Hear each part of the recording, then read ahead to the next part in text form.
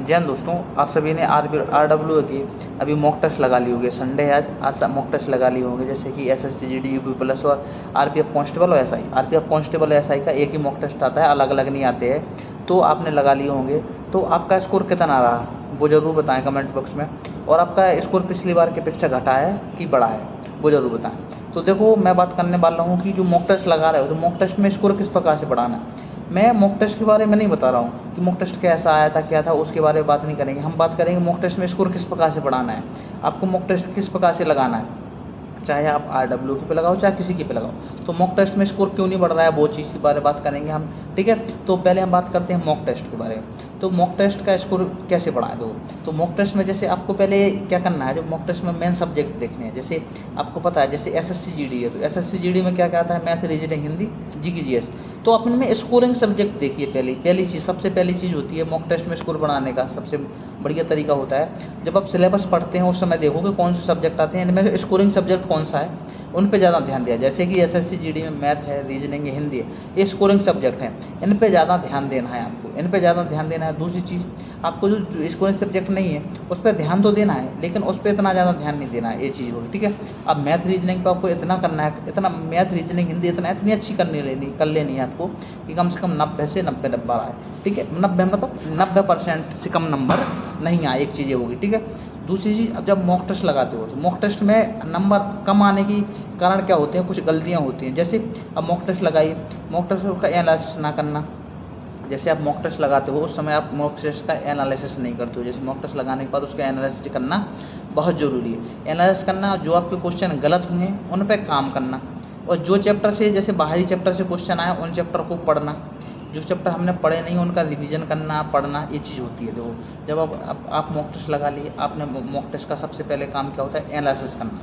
अगर जैसे आपने आज मॉक टेस्ट लगाया, आप सोचो कि अगले बार अगले मॉक टेस्ट में मेरे नंबर, अगले संडे के मॉक टेस्ट में मेरे नंबर बढ़ने चाहिए, तो आपको क्या करना है, मॉक टेस्ट लगाया, मॉक टेस्ट के बाद एनालिसिस कीजिए। एनालिसिस में मैं बता दिया क्या क्या करना है, गलत कौन से हैं, सही कौन से हैं, गलत कौन से चैप्टर के निकले, किस वजह से गलत निकले, मैंने पढ़ा नहीं था, या मुझे क्वेश्चन नहीं आ रहे थे, या मेरी कुछ और जल्दी क्वेश्चन करने के कारण गलत हुए, ये चीज़ देखना, ठीक है। जो क्वेश्चन गलत हुए हैं उनको, उन चैप्टरों को दोबारा रिवीजन करना है, उन चैप्टरों को दोबारा पढ़ना है, एक चीज़ ये है। तो जो क्वेश्चन बाहर से आए हैं, जैसे जो क्वेश्चन आप पे नहीं बने उन चैप्टर को भी पढ़ना है, जो गलत हुए उन चैप्टर को पढ़ना है, और जो क्वेश्चन बाहर से आए हुए हैं उनको पढ़ना है, उनको देखना है कि ये जो क्वेश्चन बाहर से आए हैं, जो उन चैप्टर को पढ़ना है कि आगे आपके एग्जाम में आ सकते हैं, ये चीज़ होती है, ठीक है।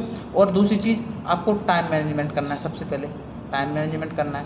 और एक और चीज़ होती है इसमें टाइम मैनेजमेंट के साथ, कि आपको ये देखना है कि जैसे आप मॉक टेस्ट शुरू करते हैं तो कौन सा सब्जेक्ट आपको पहले लगाना है, पहले आपको कौन सा सब्जेक्ट अटेम्प्ट करना है। जैसे कि 4 सब्जेक्ट है, मैथ है, जैसे रीजनिंग है, हिंदी है, GK GS है, या कोई और सब्जेक्ट है, तो इनमें से देखना है आप इनमें अच्छा स्कोर किस सब्जेक्ट में कर सकते हैं, वो सबसे पहले अटेम्प्ट की, मतलब सबसे पहले अटेम्प्ट कीजिए, अटेम्प्ट नहीं, सबसे पहले अटेम्प्ट कीजिए।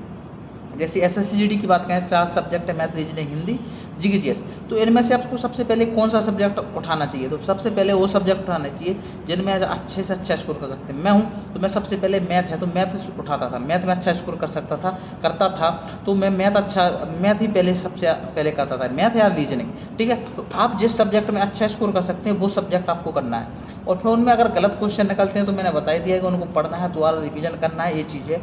और दूसरी चीज़ आपको बता दी कि आपने जो गलती की उनको फिर उन पर सुधार करना है, उन पर काम करना है। बहुत सारे व्यक्ति क्या करते हैं कि जैसे आपने मॉक टेस्ट लगाया, मॉक टेस्ट लगाने के बाद क्या किया, सीधा जितने नंबर आए छोड़ दिए, अब नहीं लगाना, अब देखना नहीं है, गलत कम नंबर आ रहे, तो भाई ये गलत बात होती है। जब आप उसको एनालिसिस नहीं करोगे तो आपको कैसे पता चलेगा हमारी गलती क्या रही, कैसे आपको नंबर बढ़ाने के आपके चांसेस बढ़ेंगे, कुछ नहीं होगा फिर आपको, ये ज़रूर ध्यान रखें, ठीक है। तो और एक और चीज़, आपसे एक क्वेश्चन और पूछना चाहूँगा मैं कि अगर आपकी जैसे RPF कांस्टेबल, SI या SSC GD या आपकी UP प्लस में से चारों में से अगर कोई जॉब लगी तो आप कौन सी करना पसंद करोगे, ये ज़रूर बताएं कमेंट बॉक्स में।